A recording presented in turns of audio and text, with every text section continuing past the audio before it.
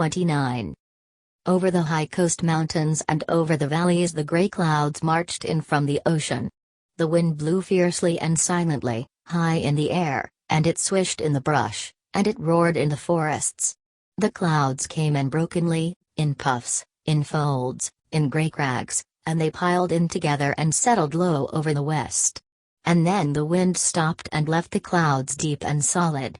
The rain began with gusty showers, pauses and downpours, and then gradually it settled to a single tempo, small drops and a steady beat, rain that was great to see through, rain that cut midday light to evening. And at first the dry earth sucked the moisture down and blackened. For 2 days the earth drank the rain, until the earth was full. Then puddles formed, and in the low places little lakes formed in the fields. The muddy lakes rose higher, and the steady rain whipped the shining water. At last the mountains were full, and the hillsides spilled into the streams, built them to freshets, and sent them roaring down the canyons into the valleys. The rain beat unsteadily. And the streams and the little rivers edged up to the banksides and worked at willows and tree roots, bent the willows deep in the current, cut out the roots of cottonwoods and brought down the trees. The muddy water whirled along the banksides and crept up the banks until at last it spilled over, into the fields, into the orchards, into the cotton patches where the black stems stood. Level fields became lakes, broad and gray, and the rain whipped up the surfaces. Then the water poured over the highways, and cars moved slowly, cutting the water ahead, and leaving a boiling muddy wake behind. The earth whispered under the beat of the rain, and the streams thundered under the churning freshets. When the first rain started, the migrant people huddled in their tents, saying, "It'll soon be over," and asking, "How long's it likely to go on?" And when the puddles formed, the men went out in the rain with shovels and built little dikes around the tents. The beating rain worked at the canvas until it penetrated and sent streams down. And then the little dikes washed out and the water came inside, and the streams wet the beds and the blankets. The people sat in wet clothes. They set up boxes and put planks on the boxes. Then, day and night, they sat on the planks. Beside the tents the old cars stood, and water fouled the ignition wires and water fouled the carburetors. The little gray tents stood in lakes. And at last the people had to move. Then the cars wouldn't start because the wires were shorted, and if the engines would run, deep mud engulfed the wheels. And the people waded away, carrying their wet blankets in their arms. They splashed along, carrying the children, carrying the very old, in their arms. And if a barn stood on high ground, it was filled with people, shivering and hopeless. Then some went to the relief offices, and they came sadly back to their own people. "They's rules, you got to be here a year before you can get relief. They say the government is gonna help. They don't know when." And gradually the greatest terror of all came along. They ain't gonna be no kinda work for 3 months. In the barns, the people sat huddled together, and the terror came over them, and their faces were gray with terror. The children cried with hunger, and there was no food. Then the sickness came, pneumonia, and measles that went to the eyes and to the mastoids. And the rain fell steadily, and the water flowed over the highways, for the culverts could not carry the water. Then from the tents, from the crowded barns, groups of sodden men went out, their clothes slopping rags, their shoes muddy pulp. They splashed out through the water, to the towns, to the country stores, to the relief offices, to beg for food, to cringe and beg for food, to beg for relief, to try to steal, to lie. And under the begging, and under the cringing, a hopeless anger began to smolder. And in the little towns pity for the sodden men changed to anger, and anger at the hungry people changed to fear of them. Then sheriffs swore in deputies in droves, and orders were rushed for rifles, for tear gas, for ammunition. Then the hungry men crowded the alleys behind the stores to beg for bread, to beg for rotting vegetables, to steal when they could. Frantic men pounded on the doors of the doctors, and the doctors were busy. And sad men left word at country stores for the coroner to send a car. The coroners were not too busy. The coroner's wagons backed up through the mud and took out the dead. And the rain pattered relentlessly down, and the streams broke their banks and spread out over the country. Huddled under sheds, lying in wet hay, the hunger and the fear bred anger. Then boys went out, not to beg, but to steal, and men went out weekly, to try to steal. The sheriffs swore in new deputies and ordered new rifles, and the comfortable people in tight houses felt pity at first and then distaste, and finally hatred for the migrant people. In the wet hay of leaking barns, babies were born to women who panted with pneumonia. And old people curled up in corners and died that way, so that the coroners could not straighten them. At night, the frantic men walked boldly to hen roosts and carried off the squawking chickens. If they were shot at, they did not run, but splashed sullenly away, and if they were hit, they sank tiredly in the mud. The rain stopped. On the fields the water stood, reflecting the gray sky, and the land whispered with moving water. And the men came out of the barns, out of the sheds. They squatted on their hams and looked out over the flooded land. And they were silent. And sometimes they talked very quietly. No work till spring. No work. And if no work, no money, no food. Fella had a team of horses, had to use 'em to plow and cultivate and mow, wouldn't think it turnin' 'em out to starve when they wasn't workin'. Them's horses, we're men. The women watched the men, watched to see whether the break had come at last. The women stood silently and watched. And where a number of men gathered together, the fear went from their faces, and anger took its place. And the women sighed with relief, for they knew it was all right, the break had not come, and the break would never come as long as fear could turn to wrath. Tiny points of grass came through the earth, and in a few days the hills were pale green with the beginning year. 30. In the boxcar camp the water stood in puddles, and the rain splashed in the mud. Gradually the little stream crept up the bank toward the low flat where the boxcars stood. On the second day of the rain Al took the tarpaulin down from the middle of the car. He carried it out and spread it on the nose of the truck, and he came back into the car and sat down on his mattress. Now, without the separation, the two families in the car were one. The men sat together, and their spirits were damp. Ma kept a little fire going in the stove, kept a few twigs burning, and she conserved her wood. The rain poured down on the nearly flat roof of the boxcar. On the third day the Wainwrights grew restless. "Maybe we better go 'long," Mrs. Wainwright said. And Ma tried to keep them. "Where'd you go and be sure of a tight roof?" "I dunno, but I got a feelin' we oughta go along." They argued together, and Ma watched Al. Ruthie and Winfield tried to play for a while, and then they too relapsed into sullen inactivity, and the rain drummed down on the roof. On the third day the sound of the stream could be heard above the drumming rain. Pa and Uncle John stood in the open door and looked out on the rising stream. At both ends of the camp the water ran near to the highway, but at the camp it looped away so that the highway embankment surrounded the camp at the back and the stream closed it in on the front. And Pa said, "How's it look to you, John? Seems to me if that crick comes up, she'll flood us." Uncle John opened his mouth and rubbed his bristling chin. "Yeah," he said. "Might at that." Rose of Sharon was down with a heavy cold, her face flushed and her eyes shining with fever. Ma sat beside her with a cup of hot milk. "Here," she said. "Take this here. Got bacon grease in it for strength. Here, drink it." Rose of Sharon shook her head weakly. "I ain't hungry."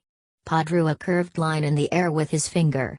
"If we was all to get our shovels and throw up a bank, I bet we could keep her out. On'y have to go from up there down to there." "Yeah," Uncle John agreed. "Might. Dunno if them other fellas d'wanta. They maybe ruther move somewheres else. But these here cars is dry," Pa insisted. "Couldn't find no dry place as good as this. You wait." From the pile of brush in the car he picked a twig. He ran down the catwalk, splashed through the mud to the stream and he set his twig upright on the edge of the swirling water. In a moment he was back in the car. "Jesus, you get wet through," he said. Both men kept their eyes on the little twig on the water's edge. They saw the water move slowly up around it and creep up the bank. Pa squatted down in the doorway. "Comin' up fast," he said. I think we oughta go talk to the other fellas. See if they'll help ditch up. Got to get outta here if they won't. Pa looked down the long car to the Wainwright end. Al was with them, sitting beside Aggie. Pa walked into their precinct. "Water's risin'," he said. "How about if we throwed up a bank? We could do her if everybody helped." Wainwright said, "We was just talkin'. Seems like we ought to be gettin' outta here."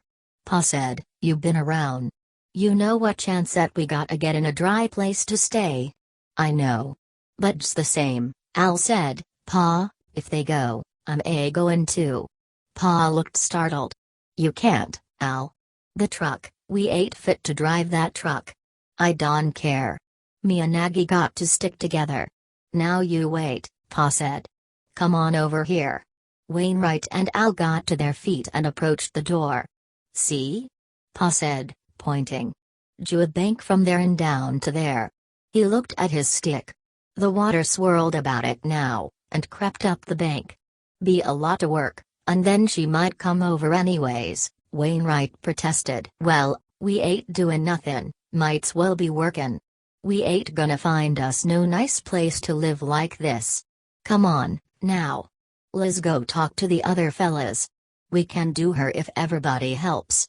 Al said, "If Aggie goes, I'm goin' too." Pa said, "Look, Al, if them fellas won't dig, then we'll all have to go. Come on, let's go talk to 'em." They hunched their shoulders and ran down the catwalk to the next car and up the walk into its open door. Ma was at the stove, feeding a few sticks to the feeble flame.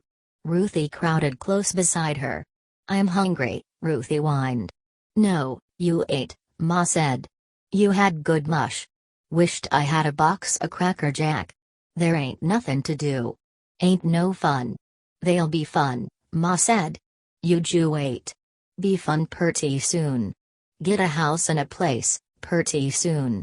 "Wished we had a dog," Ruthie said. "We'll have a dog, have a cat, too." "Yellow cat? Don't bother me," Ma begged. "Don't go plaguin' me now, Ruthie. Rosa Sharn's sick. You be a good girl a little while. They'll be fun." Ruthie wandered, complaining, away. From the mattress where Rose of Sharon lay covered up there came a quick sharp cry, cut off in the middle. Ma whirled and went to her. Rose of Sharon was holding her breath and her eyes were filled with terror. "What is it?" Ma cried. The girl expelled her breath and caught it again. Suddenly Ma put her hand under the covers. Then she stood up. "Miss Wainwright," she called. "Oh, Miss Wainwright." The fat little woman came down the car. "Want me? Look." Ma pointed at Rose of Sharon's face. Her teeth were clamped on her lower lip and her forehead was wet with perspiration, and the shining terror was in her eyes. "I think it's come," Ma said. "It's early." The girl heaved a great sigh and relaxed. She released her lip and closed her eyes. Mrs. Wainwright bent over her. "Did it kinda grab you all over, quick? Open up and answer me." Rose of Sharon nodded weakly. Mrs. Wainwright turned to Ma. "Yep," she said. "It's come. Early, you say? Maybe the fever bring it. Well, she oughta be upon her feet. Oughta be walkin' around." "She can't," Ma said. "She ain't got the strength." "Well, she oughta." Mrs. Wainwright grew quiet and stern with efficiency. "I helped with lots," she said. "Come on, let's close that door, nearly. Keep out the draft." The two women pushed on the heavy sliding door, boosted it along until only a foot was open. "I'll get our lamp, too," Mrs. Wainwright said. Her face was purple with excitement. "Aggie," she called. "You take care of these here little fellas." Ma nodded. "Tha's right. Ruthie. You and Winfie'll go down with Aggie. Go on now." "Why?" they demanded. "'Cause you got to. Rosa Sharn gonna have her baby." "I want to watch, Ma. Please let me." "Ruthie. You get now. You get quick." There was no argument against such a tone. Ruthie and Winfield went reluctantly down the car. Ma lighted the lantern. Mrs. Wainwright brought her Rochester lamp down and set it on the floor, and its big circular flame lighted the boxcar brightly. Ruthie and Winfield stood behind the brush pile and peered over. "Gonna have a baby, and we're gonna see," Ruthie said softly. "Don't you make no noise now. Ma won't let us watch. If she looks this away, you scrunch down behind the brush. Then we'll see." "There ain't many kids seen it," Winfield said. "There ain't no kids seen it," Ruthie insisted proudly. "Only us." Down by the mattress, in the bright light of the lamp, Ma and Mrs. Wainwright held conference. Their voices were raised a little over the hollow beating of the rain. Mrs. Wainwright took a paring knife from her apron pocket and slipped it under the mattress. "Maybe it don't do no good," she said apologetically. "Our folks always done it. Don't do no harm, anyways." Ma nodded. "We used a plow point. I guess anything sharp'll work, long as it can cut birth pains. I hope it ain't gonna be a long one. You feelin' alright now?" Rose of Sharon nodded nervously. "Is it comin'?" "Sure," Ma said. "Gonna have a nice baby. You got to help us. Feel like you could get up and walk?" "I can try." "That's a good girl," Mrs. Wainwright said. "That is a good girl. We'll help you, honey. We'll walk with ya." They helped her to her feet and pinned a blanket over her shoulders. Then Ma held her arm from one side, and Mrs. Wainwright from the other. They walked her to the brush pile and turned slowly and walked her back, over and over, and the rain drummed deeply on the roof. Ruthie and Winfield watched anxiously. "When's she going to have it?" he demanded. Don't drum. We won't be let to look." Aggie joined them behind the brush pile. Aggie's lean face and yellow hair showed in the lamplight, and her nose was long and sharp in the shadow of her head on the wall. Ruthie whispered, "You ever saw a baby boar?" "Sure," said Aggie. "Well, when's she gonna have it?" "Oh, not for a long, long time." "Well, how long?" "Maybe not for tomorrow mornin'." "Shucks," said Ruthie. "Ain't no good watchin' now, then." "Oh. Look." The walking women had stopped. Rose of Sharon had stiffened, and she whined with pain. They laid her down on the mattress and wiped her forehead while she grunted and clenched her fists. And Ma talked softly to her. "Easy," Ma said. "Gonna be alright, alright. Ju grip ya hands. Now then, take your lip into your teeth. Tha's good, tha's good." The pain passed on. They let her rest a while, and then helped her up again, and the three walked back and forth between the panes. Pa stuck his head in through the narrow opening. His hat dripped with water. "What ya shut the door for?" he asked. And then he saw the walking women. Ma said, "Her time's come. Then we couldn't go if we wanted to." "No. Then we got to buell that bank." "You got to." Pa sloshed through the mud to the stream. His marking stick was 4 inches down. 20 men stood in the rain. Pa cried, "We got to build her. My girl got her pains." The men gathered about him. "Baby?" "Yeah.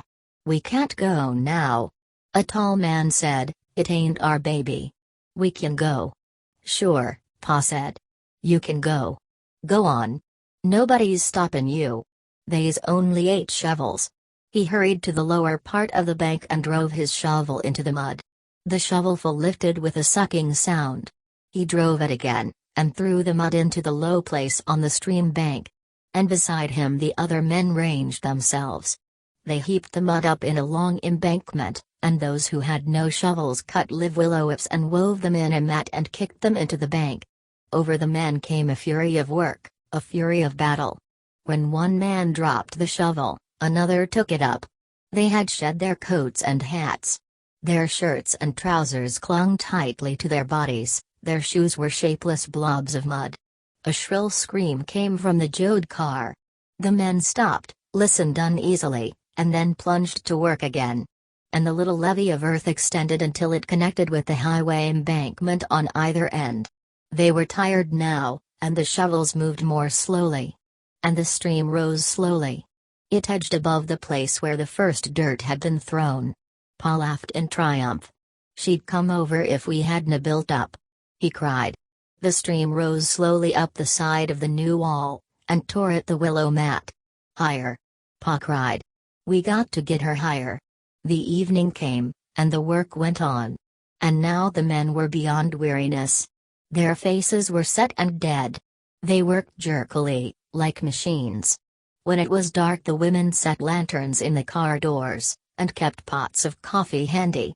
And the women ran one by one to the Jode car and wedged themselves inside. The pains were coming close now, 20 minutes apart. And Rose of Sharon had lost her restraint. She screamed fiercely under the fierce pains. And the neighbor women looked at her and patted her gently and went back to their own cars. Ma had a good fire going now, and all her utensils, filled with water, sat on the stove to heat. Every little while Pa looked in the car door. "All right?" he asked. "Yeah. I think so," Ma assured him. As it grew dark, someone brought out a flashlight to work by. Uncle John plunged on, throwing mud on top of the wall. "You take it easy," Pa said. "You'll kill yourself." "I can't help it. I can't stand that yellin'.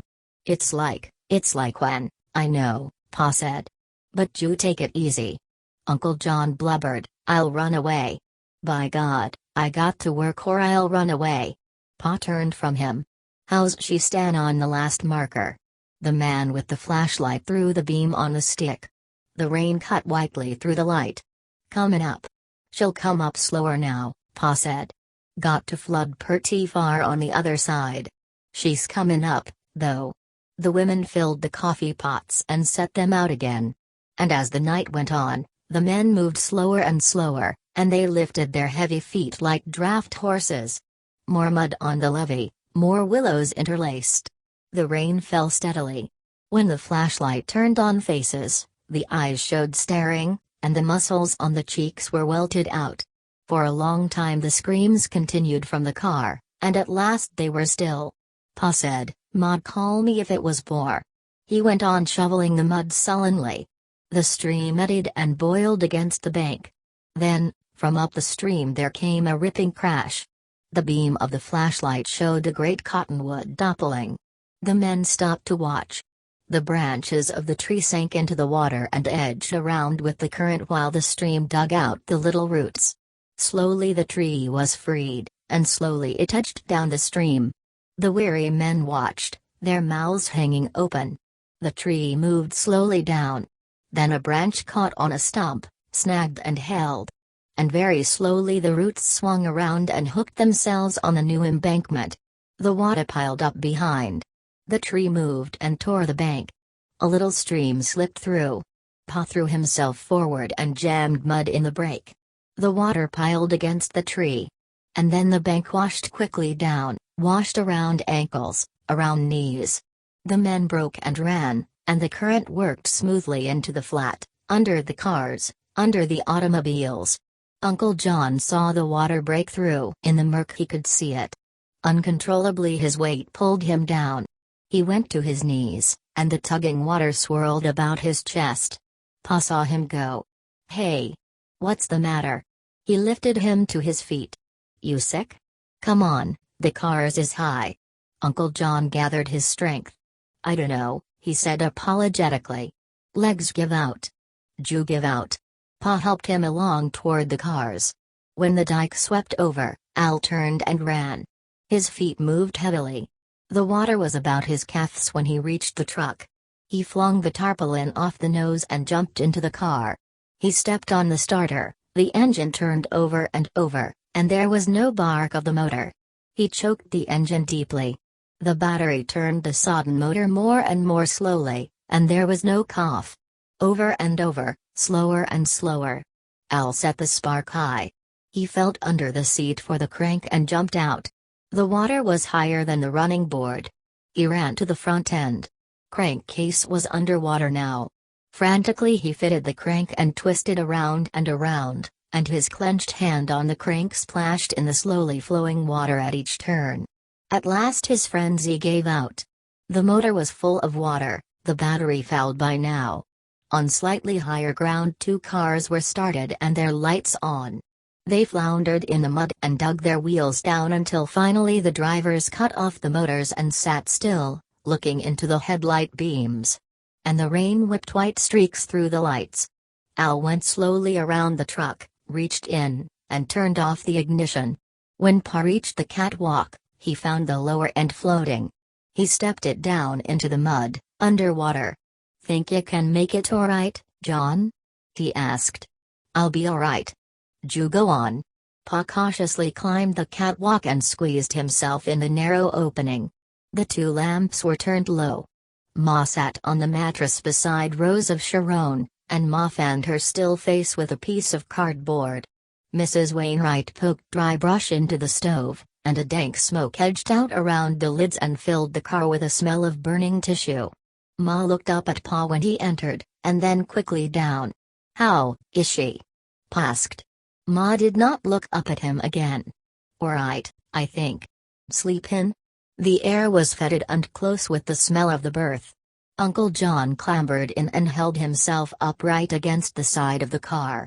Mrs. Wainwright left her work and came to Pa. She pulled him by the elbow toward the corner of the car.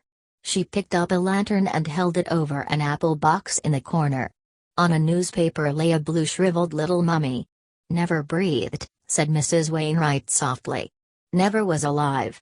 Uncle John turned and shuffled tiredly down the car to the dark end.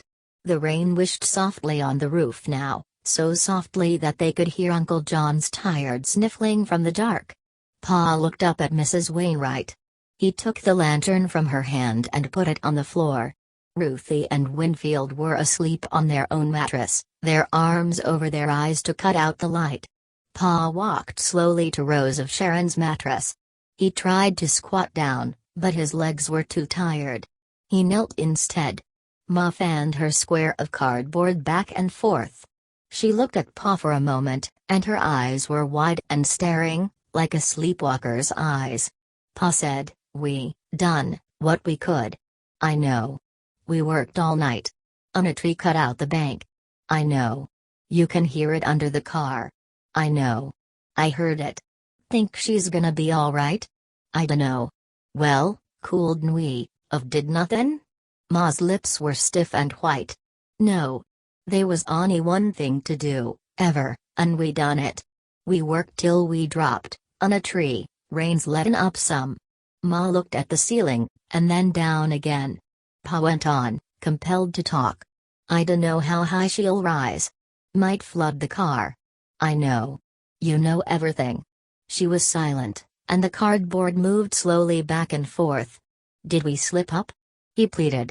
"Is they anything we could have did?" Ma looked at him strangely. Her white lips smiled in a dreaming compassion. "Don't take no blame. Hush. It'll be alright. They's changes, all over. Maybe the water, maybe we'll have to go. When it's time to go, we'll go. We'll do what we got to do. Now hush. You might wake her." Mrs. Wainwright broke twigs and poked them in the sodden, smoking fire. From outside came the sound of an angry voice. "I'm goin' in and see the son of the bitch myself." And then, just outside the door, Al's voice, "Where you think you're goin'?" "Goin' in to see that bastard Jode." "No, you ain't." "What's the matter with you? If he didn't have that fool idea about the bank, we'd a got out. Now our car is dead. You think ours is burnin' up the road?" "I'm a goin' in." Al's voice was cold. "You're gonna fight your way in." Pa got slowly to his feet and went to the door. "Alright, Al, I'm comin' out." "It's alright, Al." Pa slid down the catwalk. Ma heard him say, "We got sickness. Come on down here." The rain scattered lightly on the roof now, and a new risen breeze blew it along in sweeps. Mrs. Wainwright came from the stove and looked down at Rose of Sharon. "Dawn's a comin' soon, ma'am. Why'n't you get some sleep?" "I'll set with her."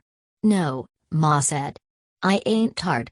"In a pig's eye," said Mrs. Wainwright. "Come on, you lay down a while." Ma fanned the air slowly with her cardboard. "You been friendly," she said. "We thank you." The stout woman smiled. "No need to thank. Everybody's in the same wagon. S'pose we was down. You'd a give us a hon." "Yes," Ma said, "we would. Or anybody. Or anybody." Used to be the family was fussed. It ain't so now. It's anybody. Worse off we get, the more we got to do. We couldn't saved it. I know, said Ma. Ruthie sighed deeply and took her arm from over her eyes. She looked blindly at the lamp for a moment, and then turned her head and looked at Ma. Is it Boar? She demanded. Is the baby out? Mrs. Wainwright picked up a sack and spread it over the apple box in the corner. Where's the baby? Ruthie demanded. Ma wet her lips. There ain't no baby. They never was no baby. We was wrong. Shucks. Ruthie yawned. I wished it had been a baby. Mrs. Wainwright sat down beside Ma and took the cardboard from her and fanned the air. Ma folded her hands in her lap, and her tired eyes never left the face of Rose of Sharon, sleeping in exhaustion. Come on, Mrs. Wainwright said. Ju lay down. You'll be right beside her.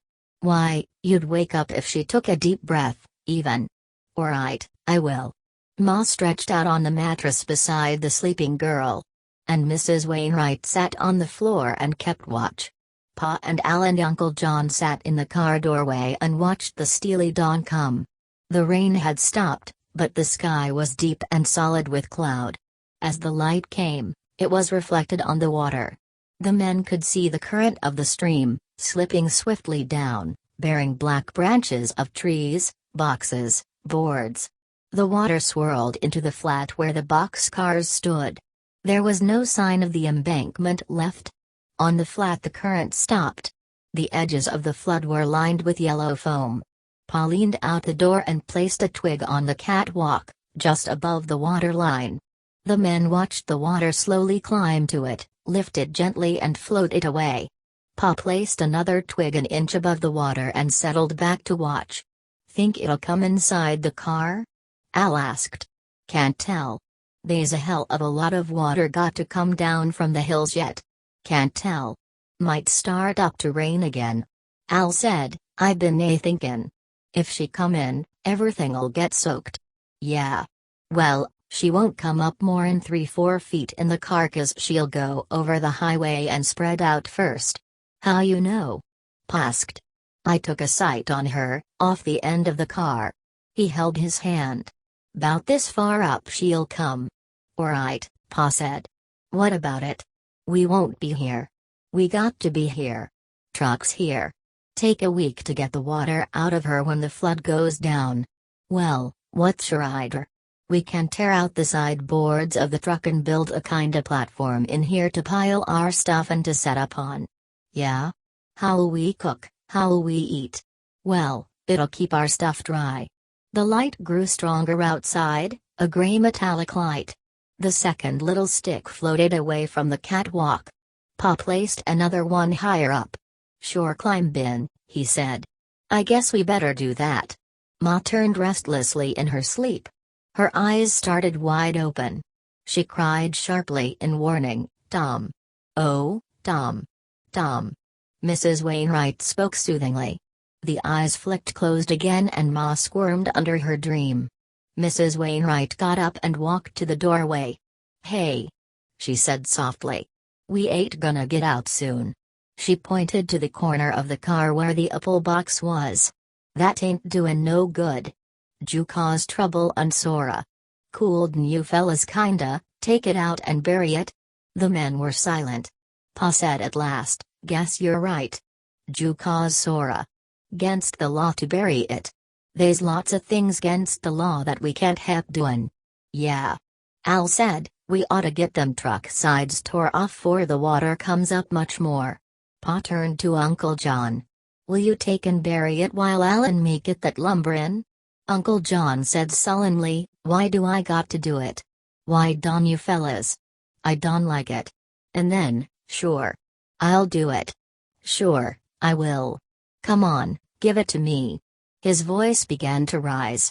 Come on. Give it to me. Don't wake him up, Mrs. Wainwright said. She brought the apple box to the doorway and straightened the sack decently over it. Shovel standin' right by you, Pa said. Uncle John took the shovel in one hand. He slipped out the doorway into the slowly moving water, and it rose nearly to his waist before he struck bottom. He turned and settled the apple box under his other arm. Pa said, "Come on, Al. Let's get that lumber in." In the gray dawnlight, Uncle John waited around the end of the car, past the Jode truck, and he climbed the slippery bank to the highway.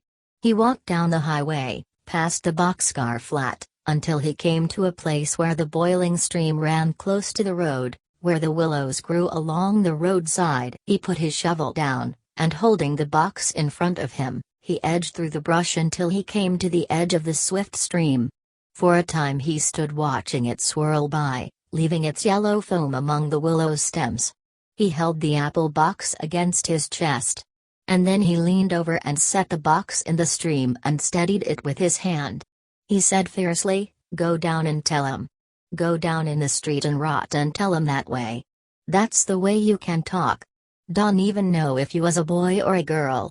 Ain't gonna find out. Go on down now, and lay in the street. Maybe they'll know then." He guided the box gently out into the current and let it go. It settled low in the water, edged sideways, whirled around, and turned slowly over. The sack floated away, and the box, caught in the swift water, floated quickly away, out of sight, behind the brush. Uncle John grabbed the shovel and went rapidly back to the boxcars. He sloshed down into the water and waded to the truck, where Pa and Al were working, taking down the 1x6 planks. Pa looked over at him. "Get it done?" "Yeah." "Well, look," Pa said. "If you'll help Al, I'll go down the store and get some stuff to eat."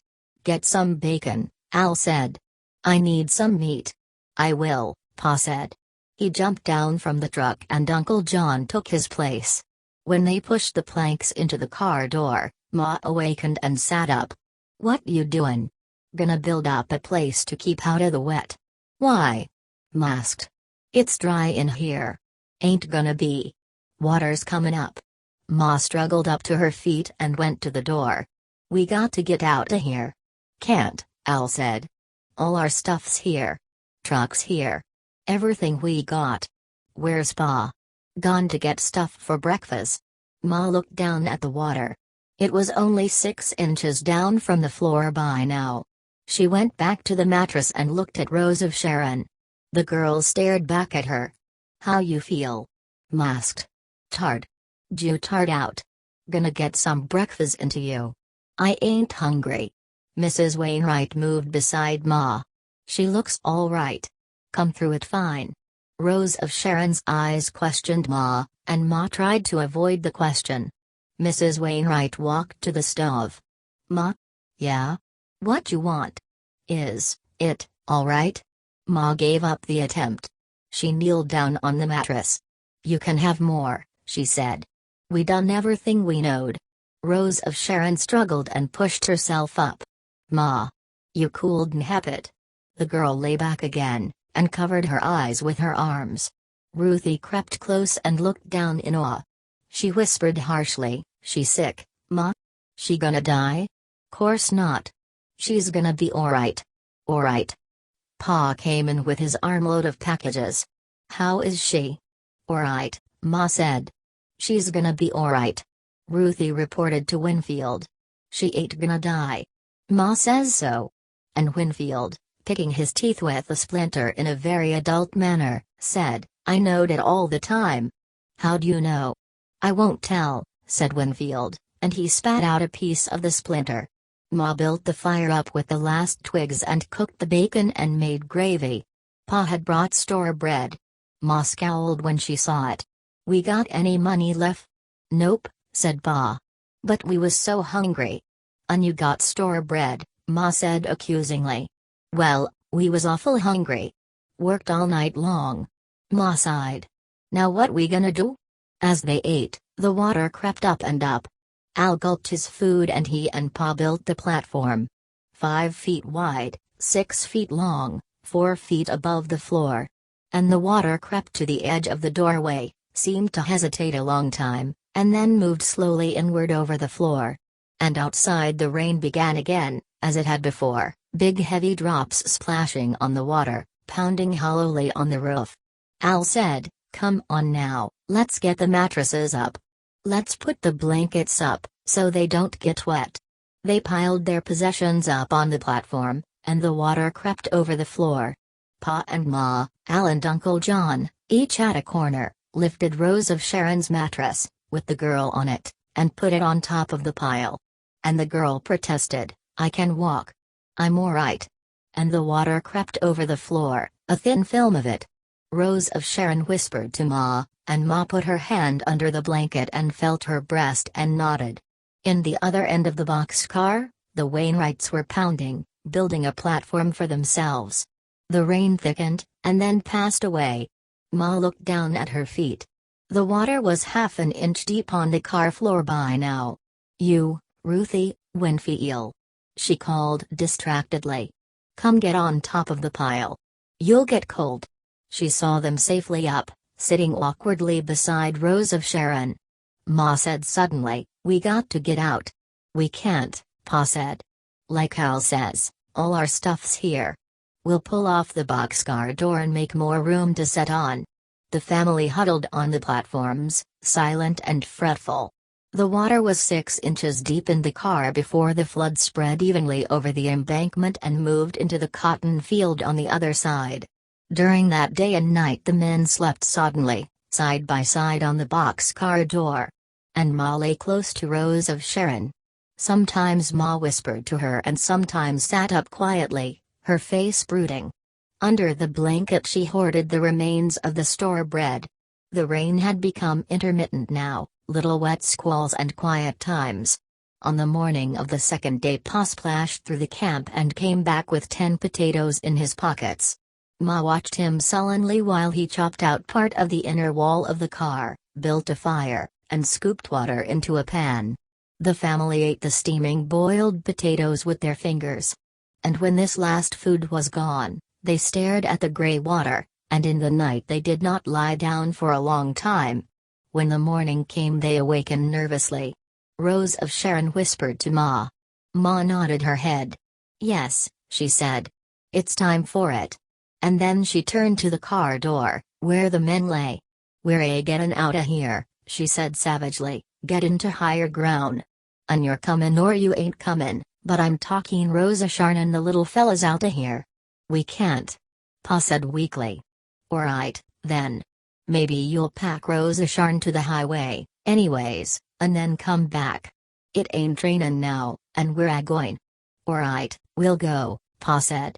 Al said, "Ma, I ain't goin'." "Why not?" "Well, Aggie, why, her and me," Ma smiled. "Course," she said. "You stay here, Al. Take care of the stuff. When the water goes down, why, we'll come back. Come quick, 'fore it rains again," she told Pa. "Come on, Rose of Sharon. We're goin' to a dry place. I can walk. Maybe a little, on the road. Get your back bent, Pa."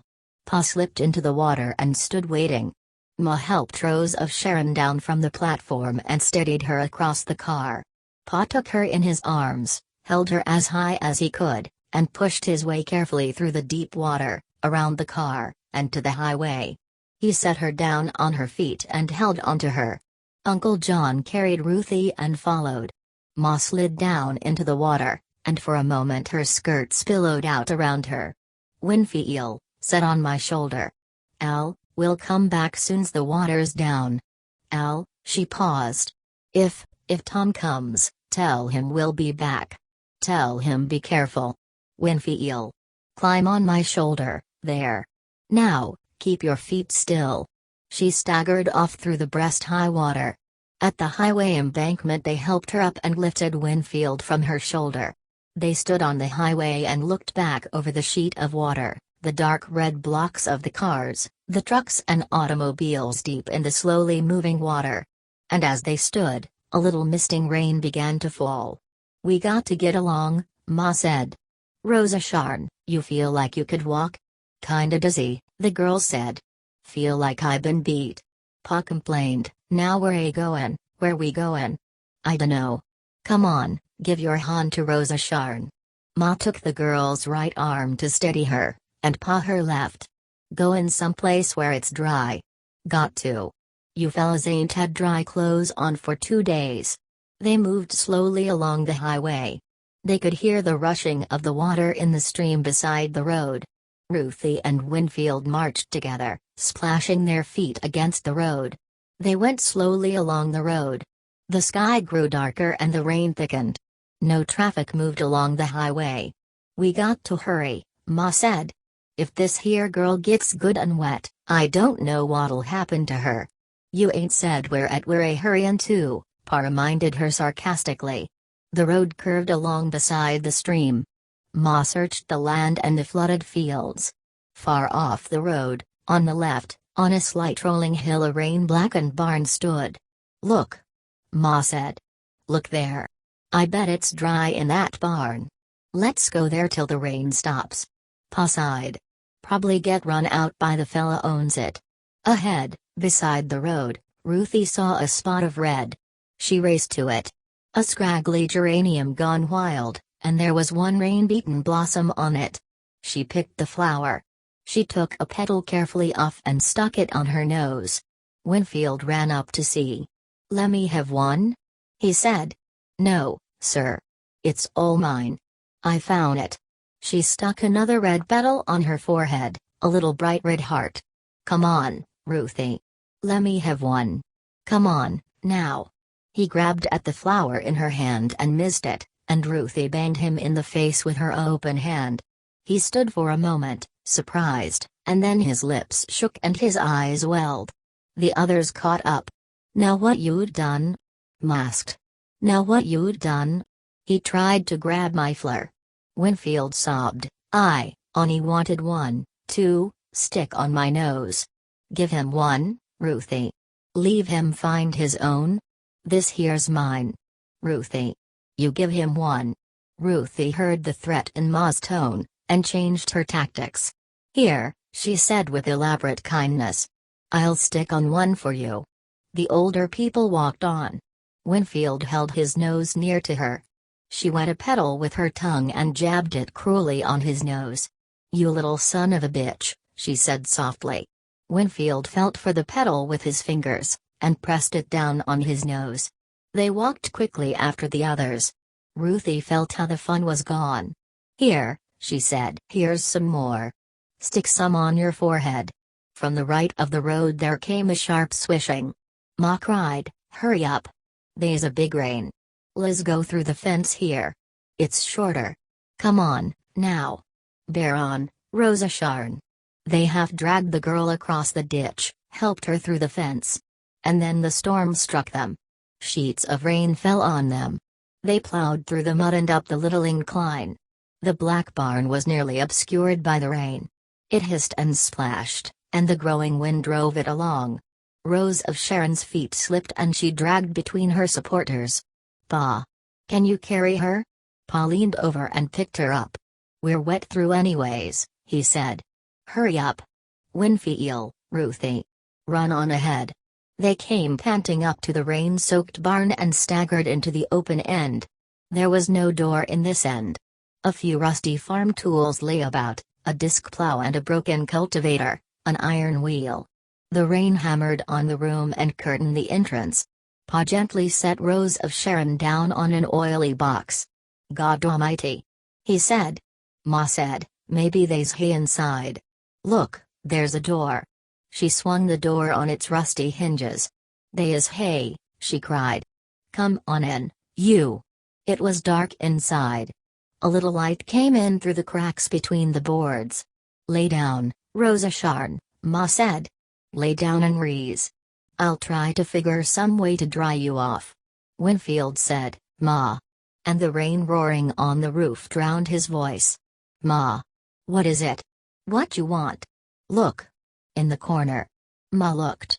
There were two figures in the gloom, a man who lay on his back, and a boy sitting beside him, his eyes wide, staring at the newcomers. As she looked, the boy got slowly up to his feet and came toward her. His voice croaked. "You own this here?" "No," Ma said. "'Ju come in out in the wet? We got a sick girl. You got a dry blanket we could use and get her wet clothes off?" The boy went back to the corner and brought a dirty comfort and held it out to Ma. "Thank ya," she said. "What's the matter with that fella?" The boy spoke in a croaking monotone. "Fust he was sick, but now he's starvine." "What?" "Starvine. Got sick in the cotton. He ain't et for 6 days." Ma walked to the corner and looked down at the man. He was about 50, his whiskery face gaunt, and his open eyes were vague and staring. The boy stood beside her. "Your pa?" Ma asked. "Yeah. Says he wasn't hungry, or he duet. Give me the food. Now he's too weak. Can't hardly move."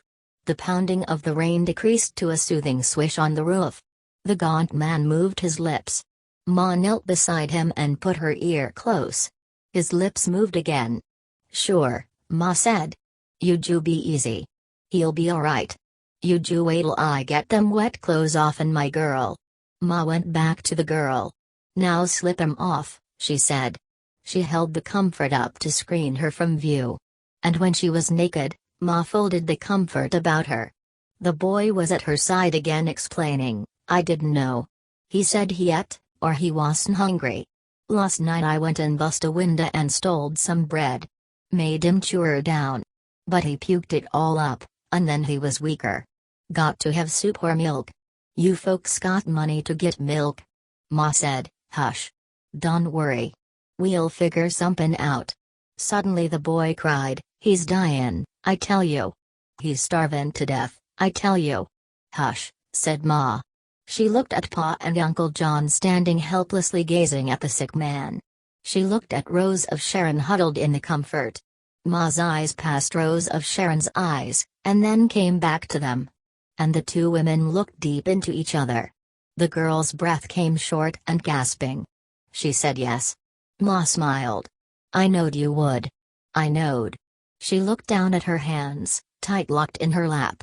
Rose of Sharon whispered, Will you all go out?" The rain whisked lightly on the roof. Ma leaned forward and with her palm she brushed the tousled hair back from her daughter's forehead, and she kissed her on the forehead. Ma got up quickly.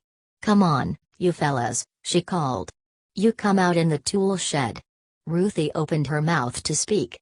"Hush," Ma said. "Hush and git." She herded them through the door, drew the boy with her, and she closed the squeaking door. For a minute Rose of Sharon sat still in the whispering barn. Then she hoisted her tired body up and drew the comfort about her. She moved slowly to the corner and stood looking down at the wasted face, into the wide, frightened eyes. Then slowly she lay down beside him. He shook his head slowly from side to side. Rose of Sharon loosened one side of the blanket and bared her breast. "You got to," she said. She squirmed closer and pulled his head close. "There," she said. "There." Her hand moved behind his head and supported it. Her fingers moved gently in his hair. She looked up and across the barn, and her lips came together and smiled mysteriously. The end.